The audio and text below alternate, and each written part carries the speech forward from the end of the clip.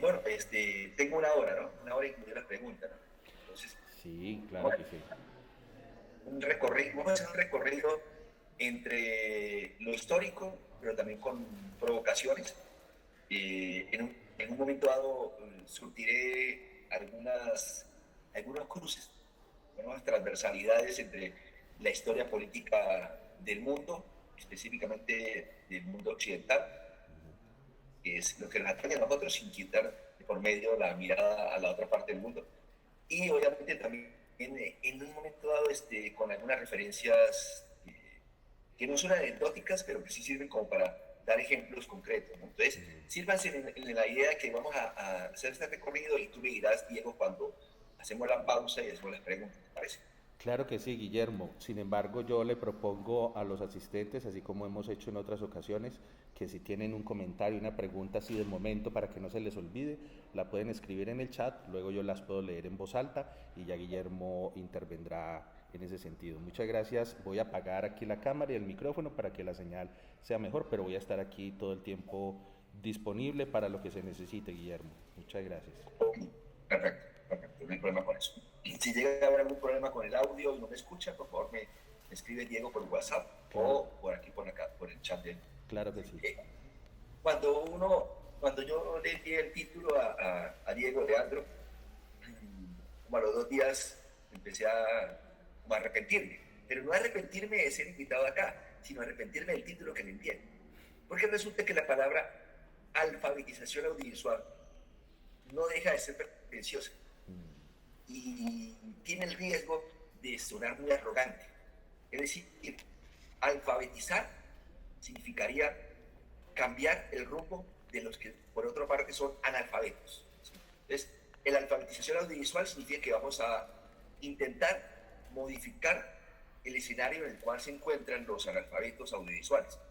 Y esto generalmente tiene un tufo o hace ruido a una cierta arrogancia, por no decir una cierta cruzada, por no plantear también un cierto catequismo intelectual.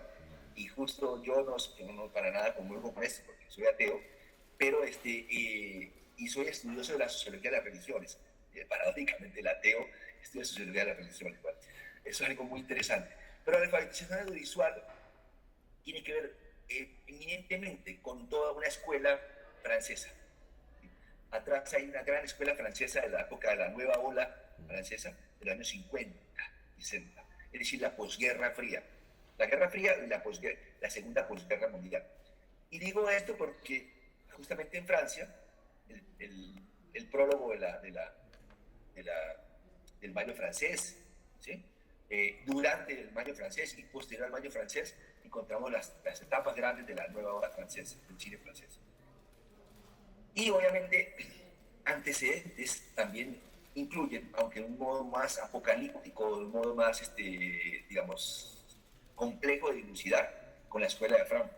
Es decir, lo más paradójico del asunto, un grupo de intelectuales judeo-alemanes, judeo-europeos, que llegan exiliados a Estados Unidos, acogidos por las universidades norteamericanas, y que llegan en un momento dado del auge de la televisión y en cierta medida el auge de industrias culturales en las cuales el tema de la música, el jazz y el blues va a ser asumido con fuerte crítica por algunos de los intelectuales de la Escuela de Frankfurt. Entonces, cuando uno habla de alfabetización audiovisual, suena como a un grupo de iluminados que van a cambiar a otro grupo de personas que están en la caverna, digamos, en el mundo de la caverna, si hacemos la alegoría a Platón.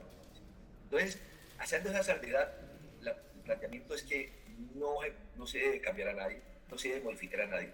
Simplemente la importancia del asunto es la seducción.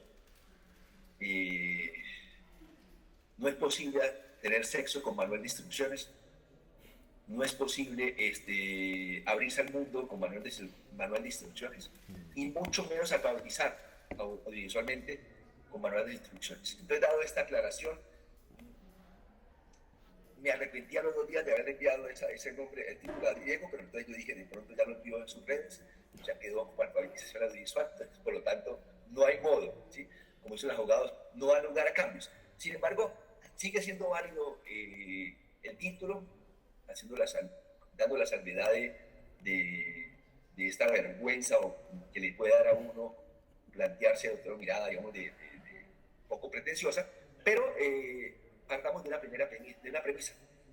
premisa o una primera parte, una primera etapa, que es que el cine, la televisión y hoy en día las plataformas digitales de carácter audiovisual tienen necesariamente un antecedente en el capital escolar, en la lectura.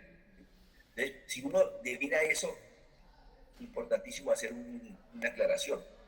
Diversos estudios en el mundo han tardado que tanto las matemáticas como la música, como la lectura, la escritura y, por ende, la formación audiovisual, especialmente cuando hablamos de cine, ¿sí? la cinemanía en cierta medida, tienen una articulación o tienen un eje transversal en la formación a través de la lectura.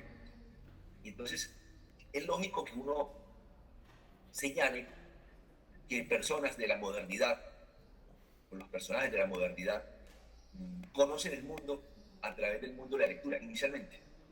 Y la primera figura que le viene a uno a la cabeza es la de Manuel Kant. Manuel Kant, porque él, en un momento sin tener raíces o genealogía judía, él se cambió su nombre a Immanuel, tiene todo un carácter hebreo.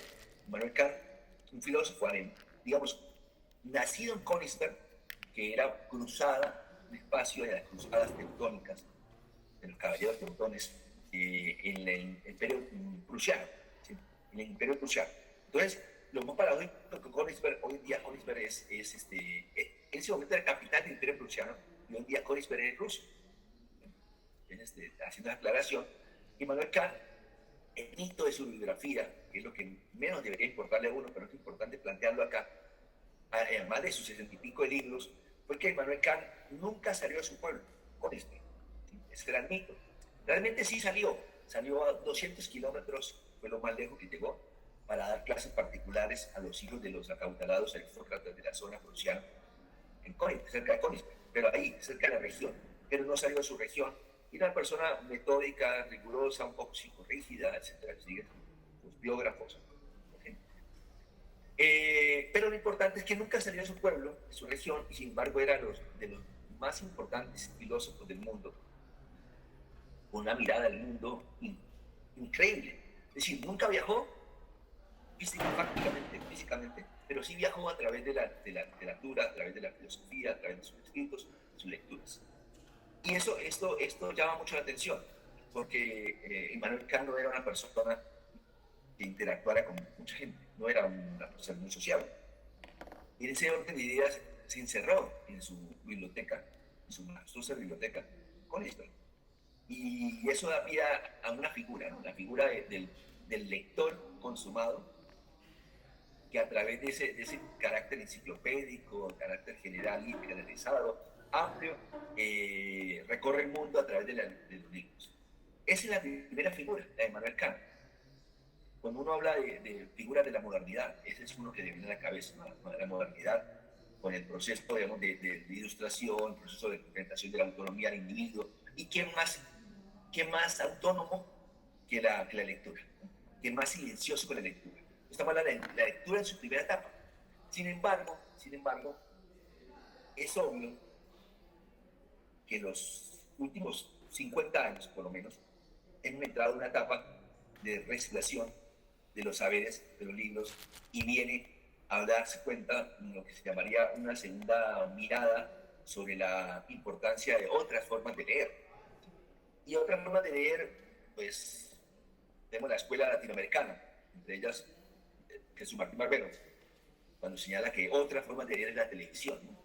Otras formas de leer la televisión, de leer la realidad, de leer el mundo, de extrapolarse al mundo exterior. La televisión. con todos los críticos que puede haber alrededor de la televisión, especialmente esos críticos muy derivados del enfoque habermasiano o emancipador posterior a la Escuela de Frankfurt, muy articulados con unas miradas ortodoxas.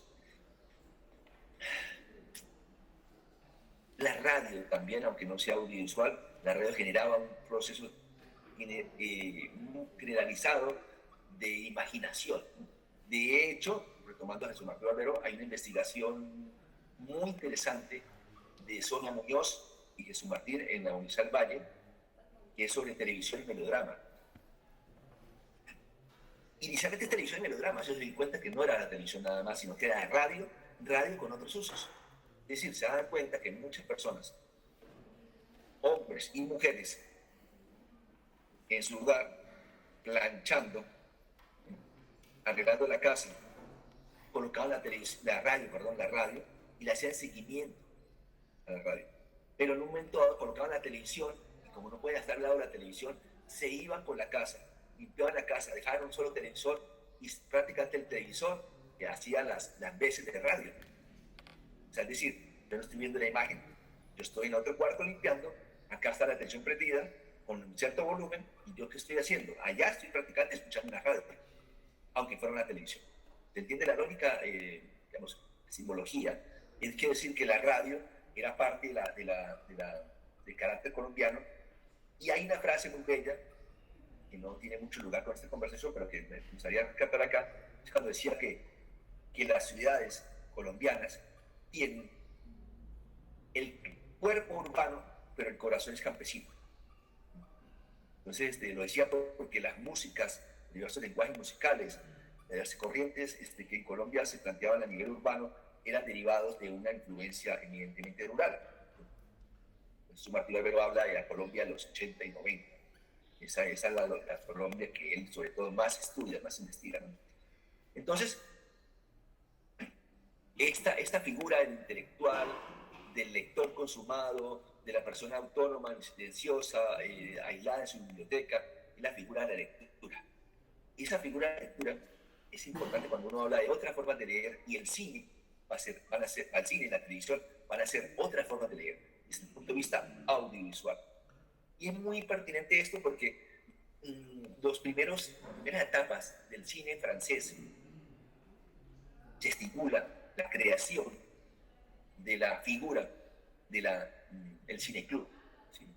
Dado que en Francia, usted escucha por ahí un suspiro, son mis perros, en Francia encontramos los gérmenes de la cinemanía, del cineclub, de los clubes universitarios, cineclubes universitarios. Muy importante esto, porque el cine va a ser como una especie de distinción, siguiendo a Pierre Bourdieu, una especie de manejo de distinción del capital escolar, ¿sí?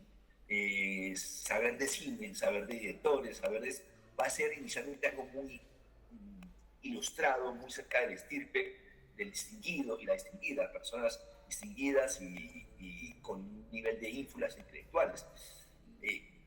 Posteriormente se amplía a los sindicatos franceses, a los movimientos sociales, etcétera, etcétera. Pero inicialmente va a ser universitaria, y después va a empezar a abrirse el camino a todo el universo francés.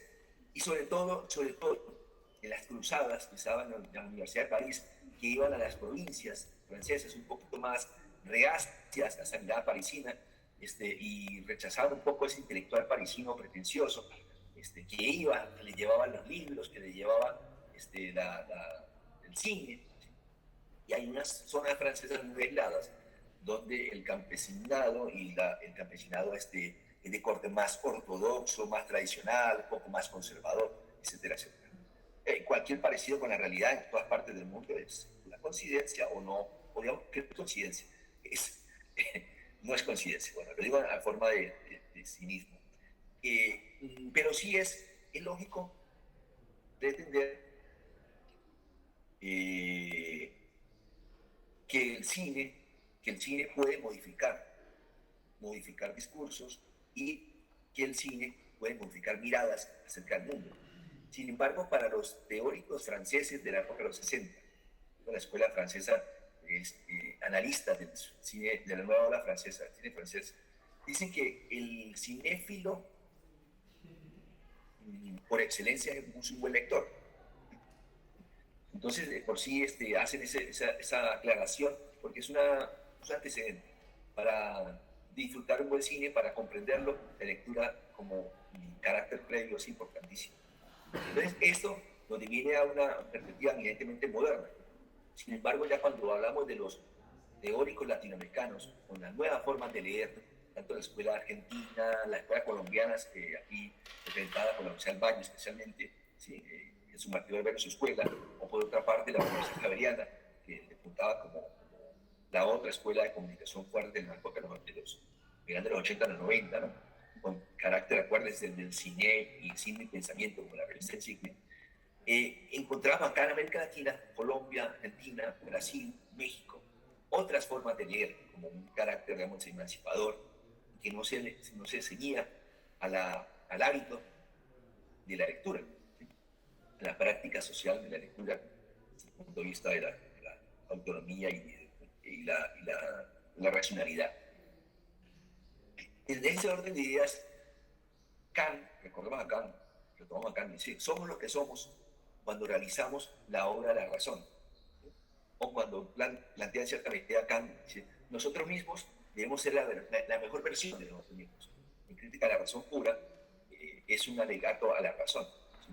Y la razón, o la racionalidad en cierta medida, como apuesta emancipadora, tiene mucho que ver con esa figura del individuo y del individuo a través de la comprensión y el conocimiento que lo daba el universo del libro.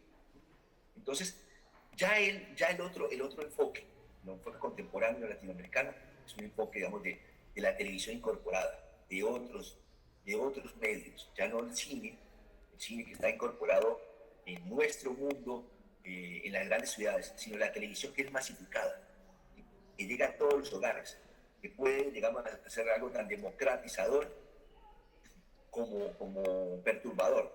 En cambio, el cine no, porque el cine estipula las grandes ciudades, salvo una etapa que se da en final de los 50, principios de los 60, en América Latina. En el caso colombiano también se da en algunos municipios donde la influencia de cinemas pequeños, de pueblos, tenían el carácter de la influencia del cine mexicano, de la gran oleada del cine mexicano, el cine clásico mexicano, de Negrete, de María Félix, de Aguilar, etcétera, etcétera, ¿no? Los grandes referentes del cine mexicano de los 50 y 60. Ese era el referente de nuestra subcultura en las zonas rurales, ¿sí? El cine mexicano, que puntaba y le ganaba espacios de exhibición al cine argentino. Aquí, entre Jorge Negrete y Carlos Gardel, Negrete llevaba la exhibición y había unos condimentos de mayor peso y presión comercial por parte del cine mexicano, que mucho más que el cine argentino, y por eso nuestra influencia, digamos, musical en el campo es muy marcada hacia la ranchera, hacia el corrido mexicano. Y esa influencia queda del año 50 y 60, queda en la actualidad. Entonces la cuestión de un minuto.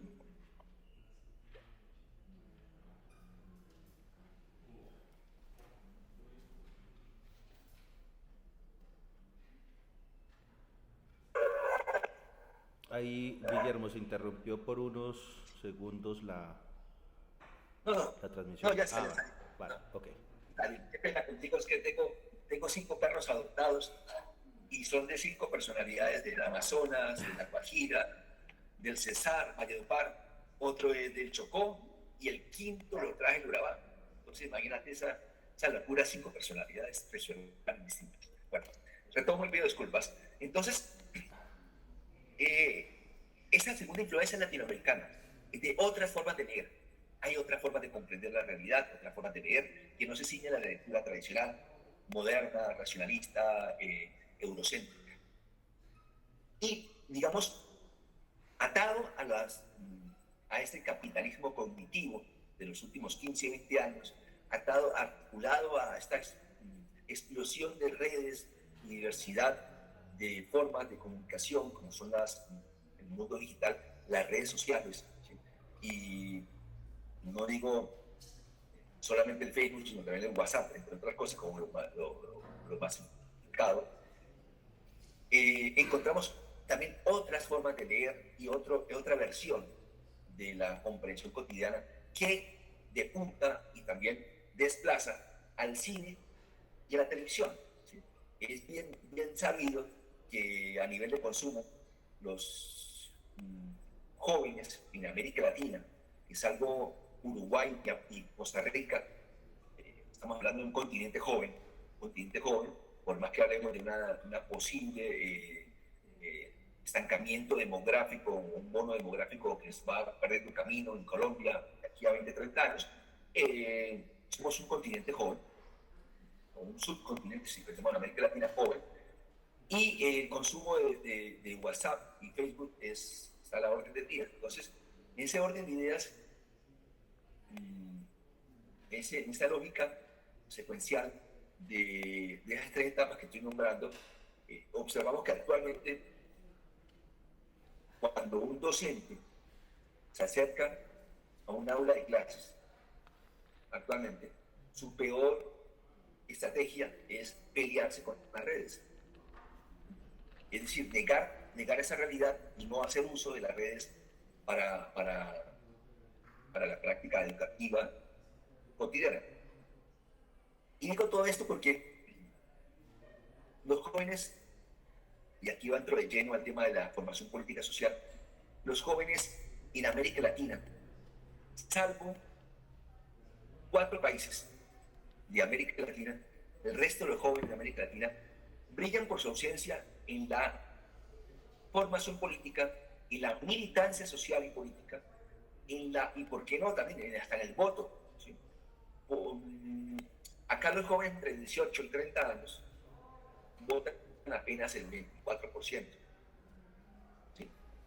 A pesar de primera línea, a pesar de marchas, a pesar de explosión social, etcétera, etcétera, es el 22 al 25%. No pasa este proceso y a pesar de los llamados convocatorios, hay una gran falencia en esa franja de los 18 a los 30 años.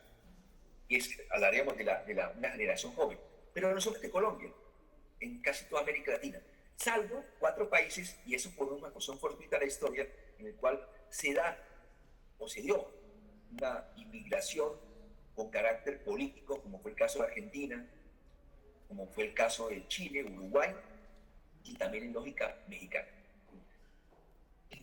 Y si pensamos estrictamente en los 3 países del Cono Sur, los que tienen esa clara influencia del anarquismo, el socialismo real, hasta las lógicas del siglo XX de migraciones de corrientes anarquistas y de izquierdas en Argentina, en Uruguay y Chile. Recuerden que entre 1880 y 1920 Argentina recibió 8 millones de italianos y 4 millones y medio de españoles, todos eran anarquistas, todos eran socialistas, una gran influencia de los sindicatos se formaron por estas corrientes migratorias. Entonces, esos 40 años marcaron la vida social y política de sus países, del Cono Sur. Por eso dejar esa influencia política, esa influencia, digamos, de transformación social. Sin embargo, en el caso colombiano, pues encontramos casos paradigmáticos de jóvenes que no comprenden su realidad social y la tienen ahí a sus narices, la comprenden. Es más, voy a hacer uso de una anécdota. Cuando yo estaba joven, adolescente, viví la etapa digamos, de Turbaya, de la doctrina de la seguridad nacional, de desaparición de personas. Y yo estudiaba en un colegio privado salesiano, porque no había público prácticamente, había un solo público, el cupo era difícil. Mi padre, exiliado político argentino, defensor de derechos humanos, mi madre, ama de casa, con otra mirada al mundo. Mi padre era que me formó en la biblioteca, mi padre fue el que me formó en la lectura, el debate, la discusión, y mi padre me hablaba de lo que pasaba en Colombia. Y yo llegaba a la escuela, colegio, y no tenía interlocutores. Yo tenía 12, 13 años y hablaba de la desaparición forzada y la gente me miraba como, ¿usted de qué está hablando? ¿De qué está hablando este tipo? Ya se me iba a soltar una grosería. la cuestión, ¿de qué habla este señor, este muchacho? Todo el mundo me apartaba, yo era una especie de bullying, de matoneo me hacía. Era un matoneo porque yo hablaba de cosas y resulta que yo no sabía, eran compañeros que eran hijos de militares, eran hijos de gente de la naval, había de todo, ¿sí? Pero también había hijos de maestros, y ninguno de mis compañeros encontraba un eco. Hasta que al final, como en grado noveno décimo, encontré con dos compañeros nuevos, era un colegio masculino. Lamentablemente no había esa mirada de la lógica mixta. Y, y recuerdo que había esa perspectiva de la avestruz, de no darse cuenta de qué es lo que pasaba. En mi barrio desaparecieron a 4 personas en el transcurso de 2 años, desaparecidos. Y la gente pensaba que estaba paseando y no, digamos que se cantaba la figura de la desaparición forzada con una perspectiva de que no pasa nada, ¿sí? No, digamos, no se hablaba en ese momento del país más feliz del mundo, esas pendejadas que nos suelen vender como mercadeo político en las instituciones gubernamentales de turismo en Colombia, sino que la lógica era que éramos un colectivo de avestruces en un mundo de demonios, en un mundo en un infierno de tensiones, totalitarismos, torturas, etcétera, etcétera, donde nosotros no sabíamos qué pasaba y nuestros padres tampoco se interesaban. Mi padre era una figura aparte. Entonces, claro, era una influencia, era la influencia familiar y la influencia de los libros, pero era un aislamiento de matoneo, de bullying, porque uno se sentía una persona completamente diferente a los demás, y eso ni mejor ni peor, diferente nada más. ¿Sí? Entonces, esa era en Colombia de 1982 de 1978 a 1990, la Colombia de mi infancia hasta mi adolescencia. ¿Sí? En esa Colombia crecí, y cuando llegué a Argentina, a la universidad, vi otro mundo. Primer semestre en la Universidad de Buenos Aires, un mundo distinto. Pasar del Santander, ¿sí?, donde yo estudié primaria y secundaria, pasar a Buenos Aires, era un paso fuertísimo, tan grande como salir de una caverna y ver la luz, ¿sí? Como una alegoría de Platón, ¿sabes? Salir de la caverna donde yo no veía lo que pasaba en Colombia y la tenía ahí alrededor, llegar a Argentina, una Argentina de la transición democrática, durante el gobierno de Alfonsín, de que yo a Buenos Aires, y ver un mundo en explosión de mundos sociales, de marchas sociales, de juventudes comprometidas, de jóvenes de 18, 18, 17, 18, 19 años, ya militantes políticos, en los partidos, en los movimientos sociales, en las cruzadas universitarias. Y en Colombia saber que existía eso, pero que esos pocos jóvenes que estaban delineados en los procesos de mundos sociales eran desaparecidos, eran torturados o eran asesinados. Entonces, la cuestión era, somos avestruces en un mundo digital. Entonces, actualmente somos avestruces. Entonces, me gustaría pasar a una tercera etapa de esta charla, que es cómo esa televisión y cine, como carácter de la modernidad y del tema del cine, y la televisión, un carácter, digamos, de la frivolidad, inicialmente como se discute la frivolidad del cine, de la televisión, perdón, y el cine como un grupo de elegidos, estudiosos, intelectuales, etcétera, etcétera, pues ahí hay digamos, una variante muy amplia. Porque el cine que nosotros vemos en América Latina, el cine de taquilla, es el cine diferente al cine de festival. Entonces, en la formación audiovisual, pues tendemos siempre en los cineclubes y en los docentes también, que tenemos ese vicio de colocar películas que tengan que tener carácter simbólico, metafórico, un carácter, digamos, de guiones muy estructurados, muy complejos, de diálogos, digamos, muy amplios, muy gruesos, pero difíciles de asimilar por el gran público, que en el caso latinoamericano, pues acoge a una influencia hollywoodense, o acoge a un cine latinoamericano más, digamos, de fácil digestión. Estamos hablando de fácil digestión, estoy hablando de digerir fácilmente el paseo y no digamos, mm, se me olvida bueno, se me olvidó la de Ciro Cabrera, la estrategia del caracol. O sea, la estrategia del caracol fue un hito, fue el primer hito que se dio en Colombia de una película con crítica social, con una buena taquilla, una gran taquilla. Eso fue un abrebocas y fue el antecedente de la ley del cine. Pero antes de eso no había nada.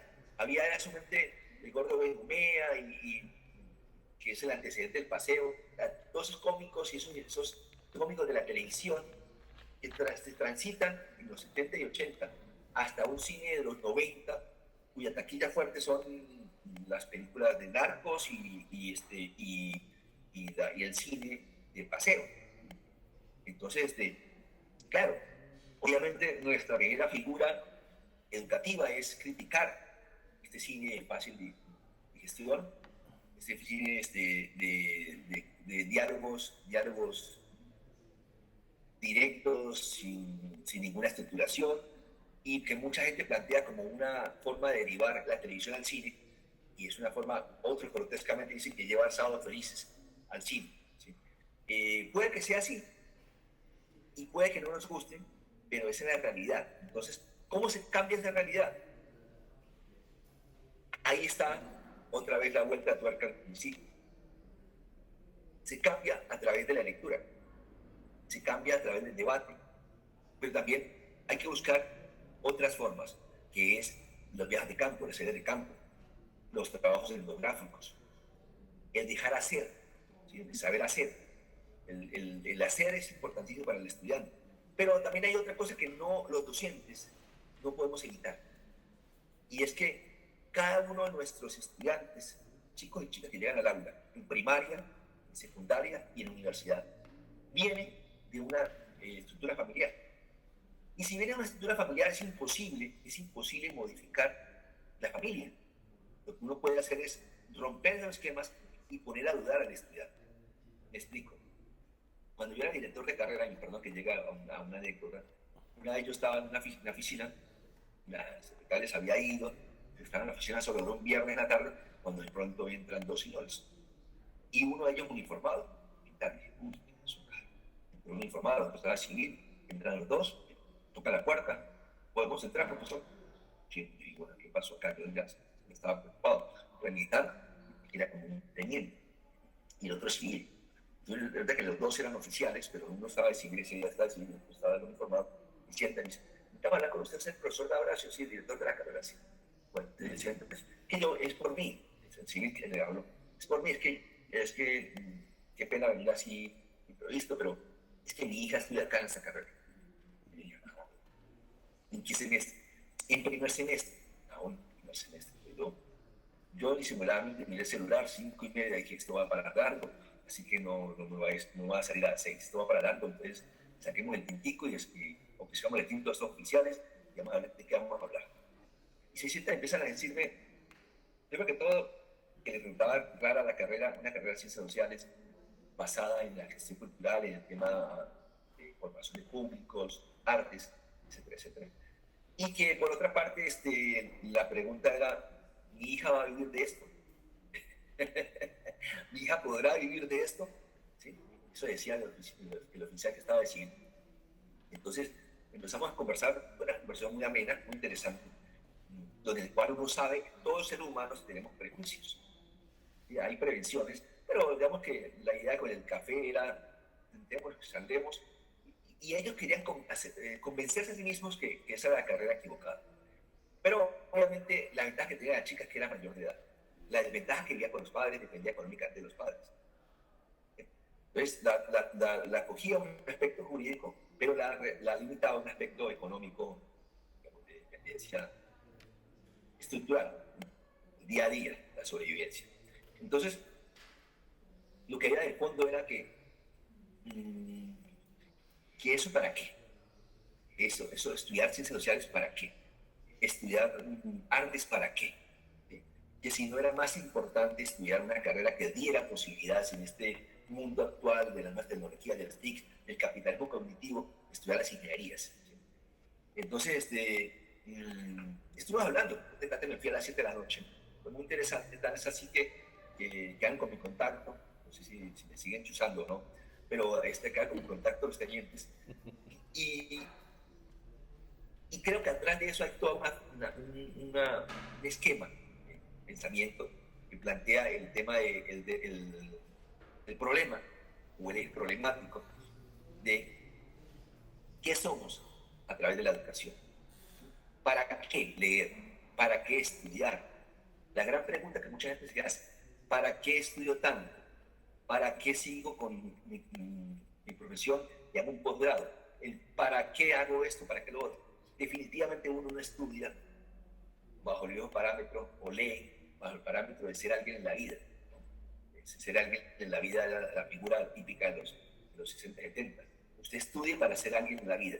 No es posible también trasladar, digamos, directamente, proporcionalmente hablando, a mayores niveles de escolaridad, mayores ingresos. Eso no es posible en el mundo tal, no hay seguridad alguna. Estamos en un mundo de incertidumbre. Sin embargo, ¿uno para qué lee? ¿Uno para qué estudia? Si uno señala estudio con lectura, aunque no necesariamente es así, uno lee por placeres. Y uno debería también estudiar por placer. Hay una pasión, un placer, y no necesariamente un eje motivador, que es la movilidad social o el ascenso social. Entonces, en ese orden de ideas, uno por qué lee, uno por qué ve cine, uno por qué puede acercarse a un programa de televisión, cuáles son sus pretensiones, cuáles son sus intenciones. ¿Sí? En cierta lógica, lo que hay detrás de esto es, uno lee para ser feliz, uno lee para comprender el mundo, uno lee para viajar por el mundo, uno lee para abrir los ojos de esclavo que está en la caverna, esta persona atada en la caverna, que quiere liberarse y entender el mundo y pasar de las opiniones de la doxa, del mundo de la doxa, al mundo de la razón, ¿sí? El mundo de la palabra y la razón.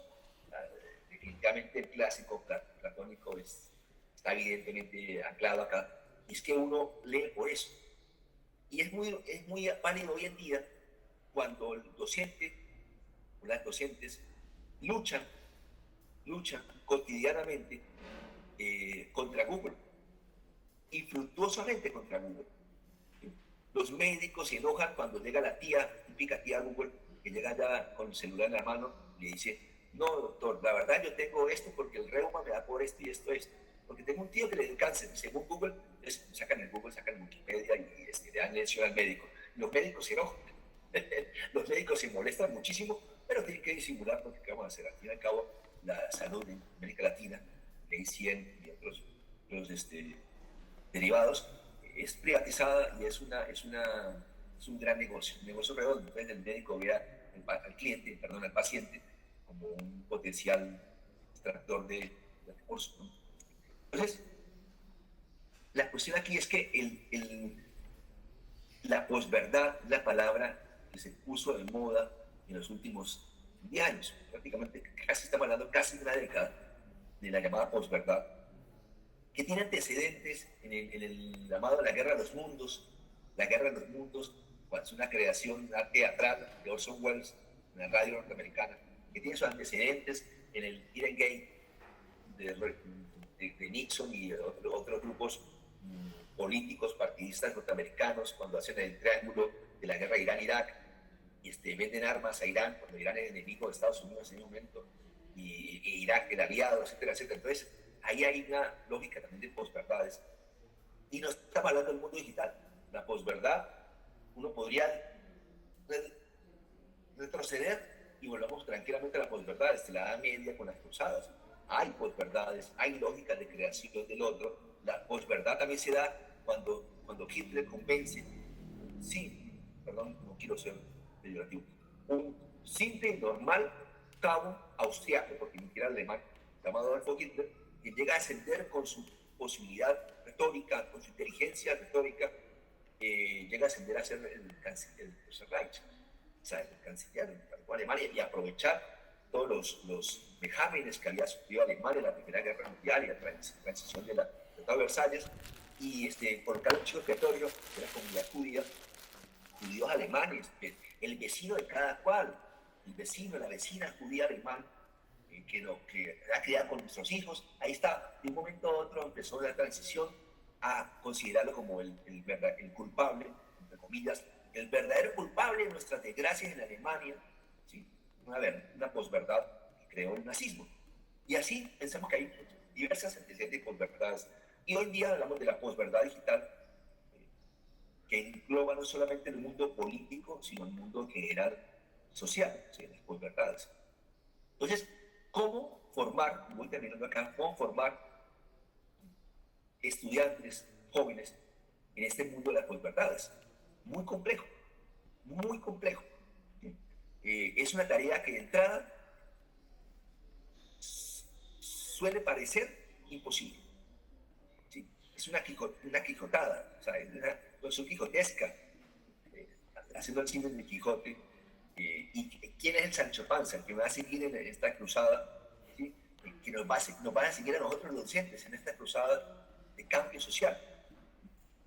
Luego de todo, hay que respirar hondo para finalizar esta primera charla y empezar el debate. Hay que respirar hondo y saber que hay muchos caminos para modificar esto. Lo podemos discutir en las preguntas y respuestas. Hay muchos caminos para modificar, para alfabetizar. La cuestión de fondo es que hay que entrar por la pasión, por el sentimiento, por la sinrazón. Ahí es donde se mueve la lógica del ser humano hoy en día. En las cuestiones ilógicas, en la sinrazón, se mueve parte de esta cruzada. Aunque la palabra cruzada suena como feo, ¿no? Cruzada, que es alfabetizar audiovisualmente para evitar que caigamos presos, me perdonan, de los Bolsonaros, de los Rodolfo Hernández, de los Ficos, de las Cabales, ¿sí? También de los Maduros, ¿sí? De los Ortegas, y etcétera, etcétera. O sea, tenemos de tantos pastores y pastoras de carácter político, comunitario, social, institucional, que día a día hacen uso de la posverdad, del desconocimiento y de lo que somos todos en seres humanos ignorantes, porque conocemos una parte del mundo y otras las conocemos. Todos los seres humanos somos ignorantes en alguna parte, en algún fragmento o escenario del saber. Termino acá, Diego, y para que podamos conversar. Muchas gracias, Guillermo, por la charla que en estos pocos minutos en realidad ha tenido un planteamiento tan amplio y tan detallado desde el punto de vista histórico. Creo que nos has ofrecido referentes muy valiosos también para la transición de unas generaciones que crecimos a finales del siglo pasado y estas nuevas generaciones que nos estamos encontrando en las aulas de clase.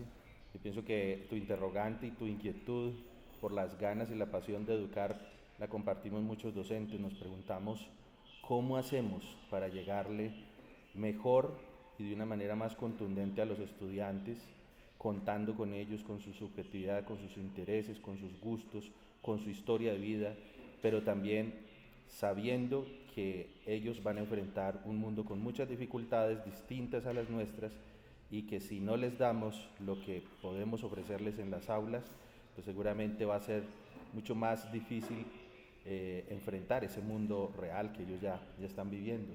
Vamos a abrir el campo a las preguntas, a los comentarios. Si quieren ustedes escribir aquí en el chat o prender el micrófono, levantar la mano, como gusten. La intervención de parte de los estudiantes que están aquí en el aula, los que están allí también conectados en esta sala virtual de Meet. Yo te quiero mostrar algo. Por aquí estuve, mientras tú estabas conversando, ahora le tomo unos pantallazos, estuve tomando nota, haciendo como un mapa de las ideas generales, precisamente para que los estudiantes que nos están acompañando pues hagan también la toma de notas o de pronto se motiven a preguntar o a comentar. Por ejemplo, algunas ideas del enfoque latinoamericano, que es muy interesante esa interpretación que le das también al tema. Por aquí están los estudiantes conectados y escuchando la charla, que además creo que esta es la primera charla que doy así mixta, estando in situ, en el lugar de la clase, y me parece muy interesante pues también como aprovechar estas tecnologías y estos encuentros para este tipo de relaciones desde diferentes espacios. Así que bueno, a los estudiantes les propongo, si tienen algún comentario, alguna pregunta, por favor hagámosla de una vez. A los asistentes aquí también a la sala Meet, si tienen alguna pregunta, por favor levanten la mano o abran el micrófono. Mientras tanto, a ver si se motivan. Yo tengo una pregunta, Guillermo. Precisamente esa inquietud acerca del sujeto histórico reflexivo, acerca del sujeto político, creo que es algo latente en la mayoría de instituciones educativas, independiente de la asignatura, independiente del pregrado, porque tú puedes estar viendo una asignatura como didáctica a los medios, pero aquí hay un asunto político que se juega en la didáctica a los medios y también un asunto ideológico. Esa mirada que tú tienes acerca de los retos que tenemos como docentes para entrar a través del patos, a través de las pasiones, esa apatía a veces de los jóvenes para hacerse partícipes de los procesos políticos e incluso electorales, me deja a mí una inquietud en dos acontecimientos muy recientes. El primero, el estallido social del año pasado, ¿cierto? Cuando vimos a los jóvenes salir en carnaval, alegres, festejando, bailando, haciendo comparsas, y precisamente como en ese performance uno alcanzaba a ver una actitud más que política desde el punto de vista de la forma, desde el punto de vista de la estética, desde el punto de vista del carnaval. Uno veía una reacción también a un mundo que de pronto también los agrede, que los cuestiona, que los interpela, pero no necesariamente era una actitud política desde el punto de vista de la militancia o panfletario o discursivo más desde otros ámbitos más tradicionales en los años 80 y 90. Y recientemente vimos, bueno, y en ese contexto sintieron el brazo duro de la ultraderecha, ¿cierto? Pereira fue una de las ciudades más violentas en ese sentido.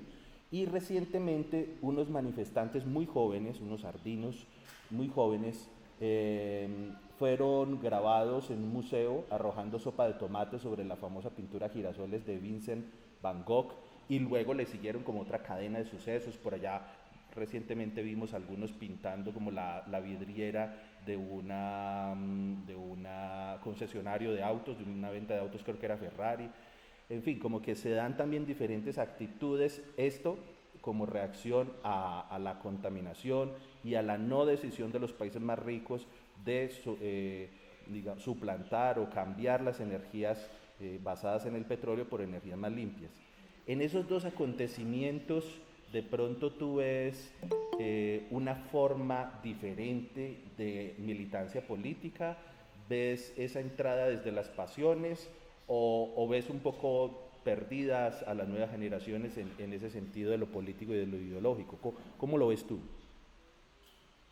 No, a ver, digamos que ahí sí todas las formas de lucha serían consecuentes. Porque, digamos, mal haría uno en estipular que solamente hay una sola forma, digamos, y también sería pretencioso y arrogante de parte de nosotros los adultos, que además, entre paréntesis, Diego, también nos desanimamos, también perdemos las pasiones, también nos volvemos apáticos y también nos volvemos desinteresados y distantes. Cierro paréntesis. Mal haría uno como docente en estipular que solamente hay una forma de militancia social y política. Lo que pasa es que obviamente sabemos muy bien que en el mundo actual hay una fragmentación de luchas y que esas luchas no necesariamente se cruzan. ¿Sí? Digamos, las luchas ambientalistas, las luchas animalistas, las luchas de derechos feministas, las luchas por el trabajo decente, las luchas campesinas, las luchas mineras, ¿sí? Entonces hay un montón de luchas que en cierta lógica lo que nos lleva a pensar es que si se unieran sería muy fuerte, ¿sí? si se unieran. Pero obviamente saben que la agenda social o la agenda temática de estos movimientos sociales, si se puede decir movimientos sociales, y de grandes representaciones, grandes o pequeñas representaciones, no siempre se cruzan. Y a veces se traslapan o se obstaculizan. Entonces, claro, mal haría uno decir a los jóvenes, no, eso no es la forma para militarse social, eso no es, no, al contrario. Pero es cierto, Diego, que en este mundo actual, tan frenético, tan rápido, todo se olvida. Las noticias o el día a día es tan vertiginoso que no es posible volver atrás, a menos una hora pausa y analice lo de atrás con un lente diferente. ¿Sí? Por eso uno en este momento puede empezar a plantearse análisis del movimiento social del año pasado y darse cuenta que hay un avance importante, novedoso en ese movimiento social, que fue en ese estallido social, perdón, movimiento social, no es un estallido social, que fue la llegada de los ninis, de los chicos que ni estudian ni trabajan. Generalmente las luchas sociales en Colombia estaban representadas por los sindicatos o por los estudiantes. ¿Sí?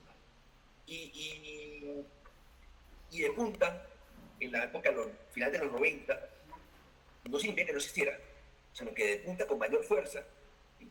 El feminismo. ¿Sí? Que ya por el feminismo, uno conoce en Colombia el feminismo de la época de María Cano, el feminismo antecedente en Colombia, las referencias al feminismo europeo y norteamericano, el feminismo decolonial africano. O sea, hay grandes referentes del feminismo, pero digamos que el feminismo asoma tímidamente en Colombia en los 90, pero que hoy en día tiene una mayor fuerza, por supuesto, una mayor fuerza en este mundo digital masivo. Sin embargo, en la lógica del estallido social, pues no había un referente único, no había como un comando central, había un análisis de pautas, de reivindicaciones, pero era como muy difuso. Eso daba una gran duda. ¿Sí? A pesar de eso, lo paradójico, asombroso y, digamos, interesante del asunto es que el paro duró 2 meses y medio prácticamente, digo, fueron 10 semanas intensísimas. Y obviamente fuimos el país con mayor intensidad, no el único, sino con mayor intensidad de movilización durante el paro, con mayor violencia. Recuerda que también estuvo en Francia con los chalecos amarillos, estuvo en Haití con menor cobertura, ¿sí? Mediática. En Chile hubo, pero se cortó con la pandemia. Nosotros prácticamente la primera gran movilización, la de Ordóñez, ¿te acuerdas? 2019, ojo con eso, Diego, y chicos y chicas, la primera movilización del 2019 se cortó el 2019, fue la del 2020, perdón, la de 2020, se cortó, fue 2019-2020, bueno, en ese momento me olvido, se cortó porque prácticamente fue en noviembre. Lo de Ordóñez fue en noviembre, cuando el policía asesina al ingeniero Ordóñez, ¿sí? En una calle de Bogotá, y se arma la trifulca en Bogotá, y eso enciende en el país un amago y conato de movimientos sociales y estallido social en Colombia. Es en el final de noviembre. Entonces, ¿qué pasa? A la tercera semana se corta todo porque llega la época de diciembre, la época de velitas, se apaga. Qué paradójico, la época de diciembre corta todo y se enfrían los movimientos, se enfría. Llega la pandemia, llega todo este proceso y viene el estallido fuerte en pandemia. Ya el fuerte en pandemia fue, recuerda mamá, esos 2 meses fueron ¿en qué meses? Más o menos, recuérdame los meses exactos. Bien, ¿El qué, perdón? Los 2 meses y medio de estallidos sociales. ¿Fueron en qué? Pues mayo fue como digamos, la punta del iceberg, la punta, lo más fuerte, o el momento, digamos, del estallido fue mayo. Okay. Mayo, junio, incluso julio. Vino con el paro, claro. Ok, mayo, junio y julio, ok, terminó casi en julio, y justamente en julio viene todo el proceso de campaña electoral fuerte. ¿Sí? Viene ya se atenúa el movimiento, empieza a haber cierta recomposición, cierto cansancio, agotamiento, y viene un año electoral. Entonces, eso es una manifestación interesante, pero diversa, difusa, muy amplia, muy compleja. Y repito, no, y ojo con lo que voy a decir para que no se malinterprete, no representó al total de los jóvenes. Los jóvenes entre 18 y 30 años en Colombia hubieran salido masivamente, ¿sí? Porque fue masivo, pero ha sido mucho mayor, otro hubiera sido cantar, porque se planteaba en Bogotá manifestaciones cercanas al 1.000.000 de personas, que es muchísimo en Bogotá. Pero Bogotá tendría una capacidad para movilizar a 4 o 5 millones de personas. Cali fue la más sorprendente de todas. Pereira y Manizales muy reprimidas. Armenia tuvo otra dinámica. Medellín estar en la oposición en ese momento en Medellín era ser verdaderamente muy valiente, muy valiente. ¿Y por qué? Medellín y Antioquia, saben ustedes qué dinámica se maneja. Entonces, de hecho, hubiéramos deseado que hubiera sido mayor la representación, más masiva y más cercana a no dejarse infiltrar por parte de diversos intereses oscuros del establecimiento, por fuera del establecimiento, que lo que quería era delegitimar los movimientos sociales. Y por otra parte, el segundo ejemplo que tú das de los jóvenes tirándole en tomate, ¿sí?, a diversas obras artísticas, etcétera, etcétera, es una forma también de una lógica de anarquismo estético, ¿no? Aunque suena la palabra como muy rara plantearlo así, es en contra de esta lógica, de esta representación de productos propios de esta aristocracia, esta élite artística en Colombia, este consumo cultural que solamente deviene en un grupo pequeño de personas que tienen la costumbre de acceder a los museos. Es una especie como de rechazo a esta cultura de la ilustración o la cultura ilustrada. Pero la segunda parte, la del tomate, no la tengo muy clara. La que tú planteas, eso no lo tengo muy claro. Además, me entero por ti. No supe esa noticia. Te agradezco por señalarla. Pero tiene esa perspectiva, ¿no? Como primera interpretación, pensaría que hay un rechazo a estas élites, por ejemplo, el Museo de Arte Moderno de Bogotá, Gloria Sea, o el Teatro Mayor Santo Domingo, donde la entrada son 150 pesos, donde la cultura no es para todos, sino para gente que puede pagarla, ¿sí? Es decir, es una forma restrictiva del consumo cultural, y eso realmente obligatoriamente es humillante. Doy un pequeño ejemplo, Diego, para cerrar. El Festival de Moonbox, de jazz, el Festival de Jazz de Moonbox, que no tiene ya jazz, prácticamente es reggaetón y vallenato. ¿Sí? De jazz solamente tiene el nombre. Allá tienen tres esferas en Moonbox. Una primera esfera cerrada, de textos cerrados, es jazz, con algunos invitados norteamericanos que llegan a Moonbox, pero muy poquitos. Es el 10% del festival de Moonbox, de jazz, es jazz realmente. El otro 90% es reggaetón y vallenato. ¿Qué pasa? Se dieron cuenta que para el jazz llegaba la élite bogotana y la élite cartagena. Y alguno que otro turista que llegaba. Pero la mayoría de la élite bogotana y la élite cartagenera.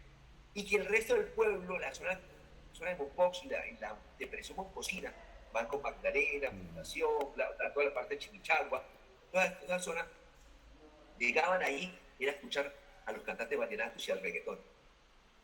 Y eso sí era público, pero acotado. Y lo otro era cerrado y con cobro. Entonces, ahí está la lógica, digamos, de rechazo. ¿Por qué no abrir consumo a todos? ¿Por qué el museo solamente para algunos individuos? ¿Por qué el museo no va, el museo itinerante? El museo debería ir a los pueblos, el Museo de la Memoria. Es un proyecto muy interesante. El museo debería ir a las comunidades. Diego, te miro acá. Qué interesante, Guillermo, todo ese análisis que haces, y yo también dentro de mis preocupaciones como profesor y como ciudadano, precisamente este fin de semana estaba tomando apuntes de algo que me viene dando vueltas la cabeza, y es que si acaso esas expresiones de las que hablamos, tanto en el estallido social como este movimiento o aparente movimiento que se está generando anarquista de agredir obras de arte, más que agredir esas obras de arte, más que el carnaval en las calles, en el estallido, quizá también los jóvenes de alguna manera están expresando no solo el inconformismo con un ámbito político muy corrupto que les envía un mensaje de desesperanza y también de rechazo, digamos, a las formas más democráticas de acceder al poder por vías precisamente participativas. Es como una expresión, una manifestación de inconformismo generalizado con todo el mundo, ¿cierto? Con todo lo que representa el mundo hoy, no solo la autoridad, no solo el poder, no solo el poder adquisitivo, ¿cierto? Y entonces he visto que algunos pensadores de esta época hablan del precariado casi que como una clase social emergente, valga o sea, es muy contradictorio, pero vendría siendo como una clase social emergente en contraposición del privilegiado, o sea, aquella persona que tiene algunos derechos laborales, por ejemplo, o educativos mínimamente garantizados. Creo que los precariados o los que se puedan circunscribir ahí, que seguramente no será masivo, sino que será una de muchas tendencias, podrían sentirse también excluidos o en la periferia de aquellos que sí pueden ir a comprar, a ver en un museo una obra de arte, a viajar, a estudiar en otro país o a acceder a la educación que quieren y no la que les toca, ¿cierto? Porque también ese es otro fenómeno que podemos tener en las aulas, muchos estudiantes apasionados por lo que decidieron estudiar, pero otros que realmente no quieren eso, solo tienen como una especie de bisagra en el pregrado para salir de unas afugias económicas o por lo menos adquirir un estatus a nivel social que les permita hacer otras cosas. Entonces vengo pensando mucho en eso y no sé si de pronto esto tenga algo de relación con lo que tú mencionas. Pero sí quisiera darle como la oportunidad a la gente que quiere acá, que está participando en la sala Meet, y a quienes están aquí en el aula, si quieren hacer preguntas o comentarios. No sé si sobre esto que acabo de decir tienes algún comentario como para darle la voz a las otras personas. No, no. Digamos, si quieres, démosle la voz a los chicos, Vale. chicas, para que hagan preguntas, pero de todos modos, lo que tú dices, ahora te lo contesto, ya lo noté. Bueno, Vale. No sé si tienen alguna pregunta, algún comentario que hacer, algo que quisieran decir en este momento. Y quienes están acá en la sala Meet, no sé si tienen alguna pregunta, alguna inquietud. Bueno, dale, Guillermo. ¿sabes? Lo que pasa es que yo siento que hay algo muy importante atrás de todo esto. Ujú. Y es que a veces nos sentimos mm, como muy atados, articulados al grupo. Entonces uno a veces no pregunta porque a veces cree que su pregunta no va a ser pertinente. Ujú. Y yo sí le diría una cosa a todos los chicos y chicas, acá que están presentes en la sala MIT o allá en la UTP, que tanto quiero, es el tema de que todos los seres humanos, todos, somos inteligentes. Tenemos muchas inteligencias múltiples. Y todos los seres humanos somos cultos, que todos forman parte de una sociedad, una cultura. Por lo tanto, no hay seres incultos. Y todas las preguntas son pertinentes, no hay preguntas tontas. ¿Sí? Así es. Esa parte es muy importante para romper el hielo. Pero por otra parte, también puede suceder que no haya preguntas. Por una parte, o porque les gustó mucho o no les gustó nada. Pero yo quiero plantear algo, Diego, dando respuesta a tu pregunta, es que la educación no es una garantía de movilidad social hoy en día. No lo es. Así es. Sí lo fue durante muchos siglos. Bueno, los siglos de la escuela moderna, los siglos de la escuela, que tampoco son todos los siglos de la humanidad, son los siglos del siglo XV, XIV, XV para acá. Si pensamos en el derecho y la medicina, en las facultades medievales, y en la época moderna, si pensamos en las ingenierías, en las ciencias sociales exactas, en forma contemporánea.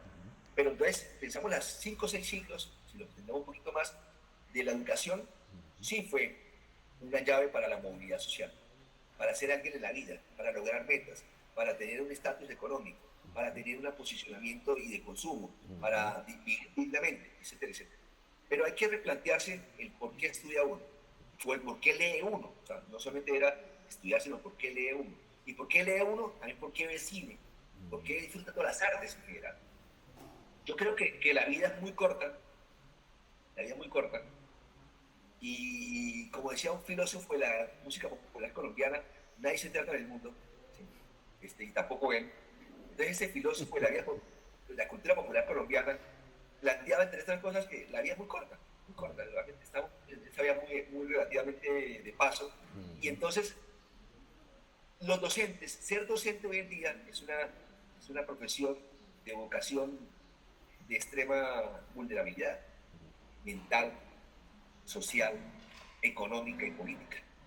No es fácil ser, no es fácil ser docente y no es fácil tener motivaciones para levantarse de la cama todos los días. Los estudiantes no saben, pero así como ustedes a veces no tienen ganas de ir al colegio, a la universidad, a ponerse el uniforme o a ponerse los jeans, la camisa y ir a clase, los docentes tampoco tenemos ganas de entrar a una aula de clase y ir a la universidad. Lo que pasa es que nuestra ausencia es más visible, es más evidente. Pero también nosotros somos seres humanos que también quedamos del otro lado y queremos mandar todo el carajo. Yo para qué carajo estoy acá. ¿Sí? Estamos igual que ustedes, los estudiantes, con la diferencia que tenemos 15 o 20 años más que ustedes, o 20, o 30, lo que sea, y no podemos faltar porque somos los que estamos visiblemente organizando y planeando el proceso. Pero que tenemos ganas a veces de irnos al carajo, sí. Y de irnos de mochileros por el mundo, sí. Y de mandar a comer lo que sabemos al jefe, sí. Y de mandar la carta de renuncia, también. Y de rebelarnos también. Y de ser anarquistas, también. Así como también hay docentes, Diego, que no tienen motivación alguna, ya no tienen motivación, ya no tienen nada nada que los apasione. Y eso es un problema. Eso es un gran problema, porque cuando uno demuestra la ausencia de pasión, se refleja el estudiante se da cuenta de todo, el estudiante se la pilla, el estudiante articula cada movimiento del docente, el estudiante sabe para dónde va el camino de la docencia. Entonces, ese es un mundo muy complejo, muy desesperanzador, con utopías endebles que se van revitalizando con nuevas agendas del mundo político. La agenda mundial del medio ambiente es una, la lucha contra el calentamiento global, las luchas feministas, la lucha por la infancia, la seguridad alimentaria. ¿Sí? Hay muchas luchas en el mundo que se cruzan, son transversales y que nos interesa a todos. Lo importante, jóvenes, es que algo los movilice, algo. Porque si a uno no lo moviliza nada, está uno fregado. Está uno a los 20 años, si nada lo moviliza, si nada lo conmueve, si nada te mueve, te estremece, es como tener sexo sin ganas, es como trabajar sin ganas, esperando un cheque al final del mes, es como no tener expectativas de vida, es como no tener sueños, es como no tener empatía, sororidad, resiliencia, capacidad de resistir, levantarse y tener proyectado, porque la vida es muy corta y si no luchamos por algo que nos mueva, apague y vámonos. Guillermo, despidamos esta charla, te propongo primero pues con una, digamos, una frase o un comentario final esperanzador en medio de la alfabetización audiovisual que por el recorrido que nos diste y el mapa que nos planteaste, pues claro, también ha cambiado los objetivos, los soportes, las narrativas, los temas, por la presencia de las redes sociales, por el tema de los dispositivos y plataformas digitales. Una frase que tú nos quieras dar, si quieres a modo de máxima, de comentario, de opinión, como tú quieras, y una película que nos recomiendes. O una serie, lo que tú quieras. Yo creo que el mundo de la educación en este momento, y a corto plazo, y a largo plazo, va a ser el llamado, lo voy a colocar acá, y muchas gracias a ti, Adriana. Adriana dice gracias, pero muchas gracias. El streaming educativo es el futuro de la educación. Es decir, una especie de Netflix a través de contenidos educativos. Ese es el futuro. Habrá universidades, y para ese streaming educativo se requiere mucha inversión, Diego. Inversión de plataformas, inversión de tema de infraestructura, inversión de técnicos y asesores, inversión de creadores de productos multimedia, inversión de programadores, inversión en programador, la programación, inversión en contenidos, inversión en técnicos audiovisuales, en camarógrafos, etcétera, etcétera, en editores, inversión en guionistas. ¿El educativo qué significa?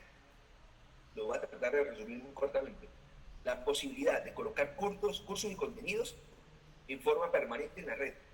Y que Diego Leandro no tenga que preparar un solo curso una vez en el semestre, ahora para agosto o diciembre, otra vez de enero a julio, y de agosto a diciembre próximo año. Entonces, y va a preparar con lecturas nuevas, tal vez con casos nuevos, ejemplos nuevos, etcétera, etcétera. Pero va a ser el mismo Diego Leandro que va a tocar otra vez preparar. Entonces, Diego Leandro puede grabar sus cursos en forma didáctica, creativa, multimedia, etcétera, etcétera, y colocarlo en la red, y queda ahí. Y el estudiante va a entrar a ese curso cuando quiera. Y va a rendir, dicen los argentinos, rendir examen de ese curso con sus lecturas, con todo el cuento, con sus lecturas, cuando él quiera. O sea, tendrá como hacen en Argentina, o como hacen cuando yo era estudiante, todavía es así, tendrán 4 o 5 veces al año para rendir. Por ejemplo, primer semestre rinden examen en marzo, antes de Semana Santa. Segunda etapa, segundo corte, dicen los estudiantes, es en mayo. Tercer corte, en segundo semestre, es en septiembre. Cuarto corte es en diciembre. Y rinde las asignaturas que estudió a través del streaming.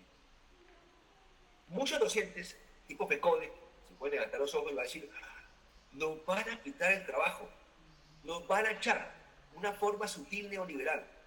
Si uno lo ve en forma extrema, sí, puede ser así. Pero si uno lo ve desde el punto de creativo, va a tener más tiempo libre para prepararse, para investigar, para preparar nuevos cursos, para ampliarse. Y va a tener, eso puede tener posibilidades de mayor cobertura educativa. Por otra parte, tú viste corto, pero te terminé siendo muy largo, el estudiante que va a recibir esos cursos necesita, igual que la pandemia, mucha disciplina.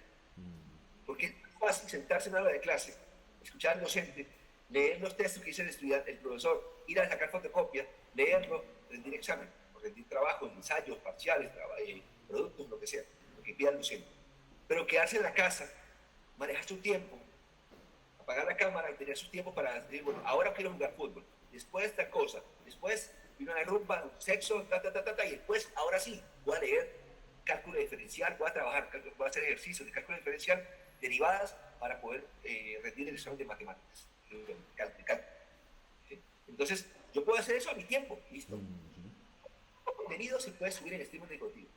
Claro, se vuelve más consultor, mira Adriana, exactamente, se vuelve más consultores, más tutores. Pero eso genera un nuevo tipo de estudiante y un nuevo tipo de profesor. El streaming educativo ya lo tienen las grandes universidades del mundo, pero son las universidades con mayor músculo económico, Diego. UCLA, California, París, en Alemania, en Italia, en España, las universidades más fuertes ya lo están implementando.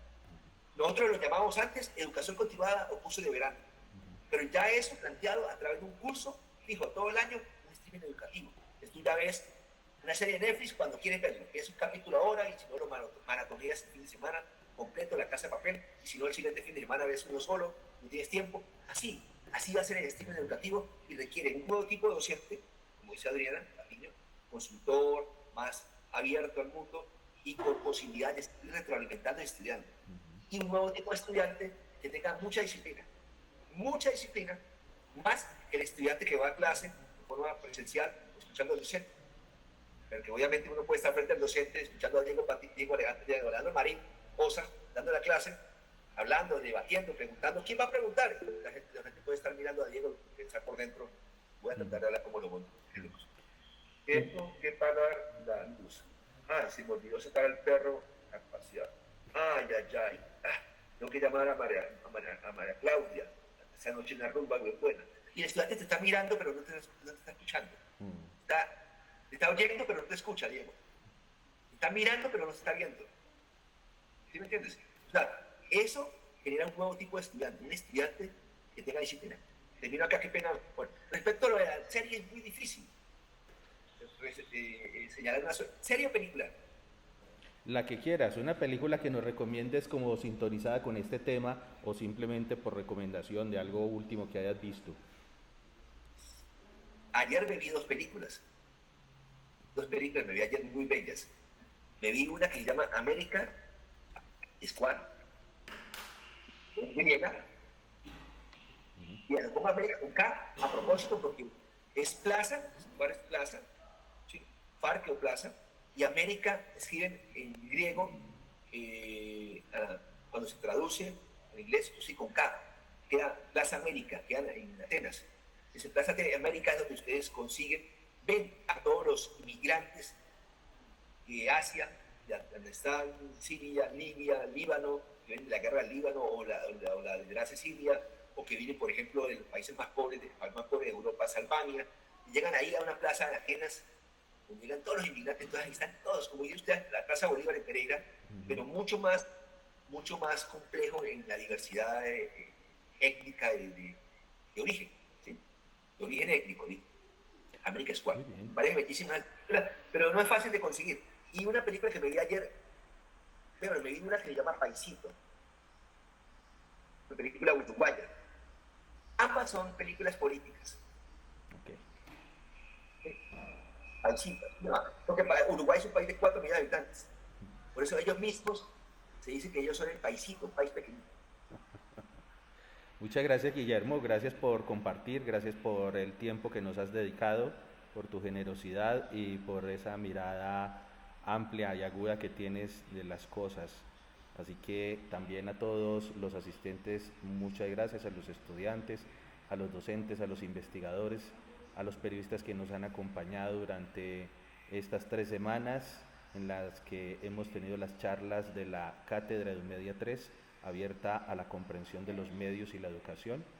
Muchas gracias a todos, esperamos tenerlos el próximo año en otra versión, en la 4ª versión, cuando estaremos celebrando los 10 años de existencia del grupo y semillero de investigación Edumedia 3. Y a Guillermo, pues tú acabas de hacer el cierre con broche de oro de esta cátedra. Que tengas un buen día y hasta la próxima. Saludos, Diego, saludos a todos. Adriana, muchas gracias por las preguntas, y a todos los chicos y chicas. Y bueno, a soñar, luchar y a nunca desfallecer. Muy bien, Guillermo, chao, que estés muy bien. Felicidades.